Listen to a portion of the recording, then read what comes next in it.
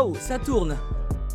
Ça, c'était du Pamelo Monka. D'ailleurs, il faut que je vous parle de qui c'était. Bienvenue dans ce dernier épisode des pionniers de l'art avant l'ère du numérique. Aujourd'hui, on parle de Pamelo Monka.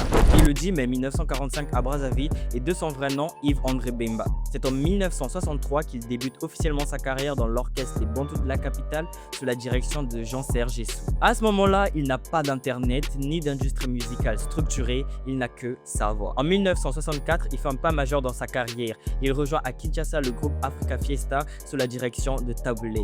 Et cette décision n'est pas anodine. À cette époque, Africa Fiesta est l'un des groupes les plus populaires de l'Afrique centrale. Intégrer cette formation signifiait entrer dans la cour des grands. Mais quelques mois plus tard, il revient à Brazzaville suite aux tensions politiques entre les deux Congos et il réintègre les Bantous de la capitale. Et c'est là que son identité musicale se forge. En 1968, il sort Mazoua.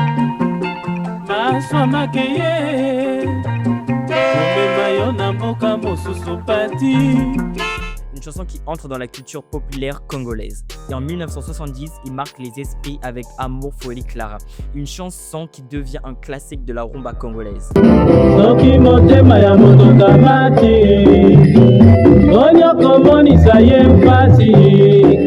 Et ces chansons ne sont pas des hits éphémères, non, elles entrent dans le patrimoine culturel du pays. En 1978, avec les Bantous, il participe au 11e Festival mondial de la jeunesse et des étudiants à La Havane, à Cuba. Ce n'est pas un petit concert de quartier, c'est une scène internationale, politique, culturelle et stratégique. La musique congolaise traverse l'Atlantique. En 1981, il s'installe à Paris pour développer sa carrière internationale. Et la même année, il sort L'argent appelle l'argent. L'argent appelle l'argent.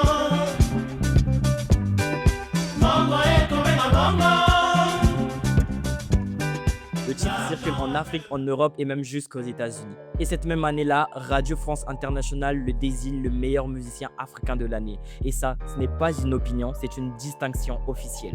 En 1982, il enchaîne avec des titres comme Ce n'est que ma secrétaire ou Mbwalaya Imambu. Mama na bana, oh pour sa jalousie, oh oh, tu es mon amour. Tika jalousie, oh oh, ce n'est que ma secrétaire. Il n'y a rien entre elle et moi.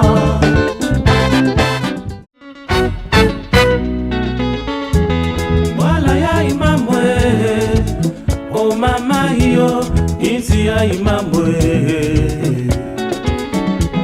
Voilà ya imamwe, oh mama yo. En 1985, il est admis comme stagiaire professionnel à la SACEM en France. Une reconnaissance institutionnelle rare pour un artiste africain de l'époque. En 1995, il reçoit le trophée Ngouamu Africa à Kinshasa, confirmant ainsi son statut continental. Il décède le 14 janvier 1996 à Brazzaville. Après sa mort, il est décoré de la médaille du mérite congolais. Pamelo Monka fait partie d'une génération qui a structuré la rumba congolaise avant la mondialisation du numérique. Il a contribué à professionnaliser le métier d'artiste avec des albums structurés, des collaborations transfrontalières, une reconnaissance internationale et même la gestion des droits d'auteur. Il a prouvé qu'un artiste né africain pouvait avoir une reconnaissance méritée pour son art et impacter plein de générations après lui. Et ce, sans réseaux sociaux, sans viralité, sans streaming. Et aujourd'hui encore, ces titres sont repris, remixés et étudiés comme référence de la rumba classique. Et son parcours démontre une autre chose fondamentale aux jeunes artistes. Le talent seul ne suffit pas, il faut une stratégie, une mobilité internationale, une rigueur artistique et une vision. Et si lui a pu toucher le monde dans les années 70 et 80, toi jeune artiste, avec tous les outils que nous avons à l'ère du numérique, tu es capable d'en faire autant. C'était Fait Deuxième chez Corey, on se dit à très bientôt.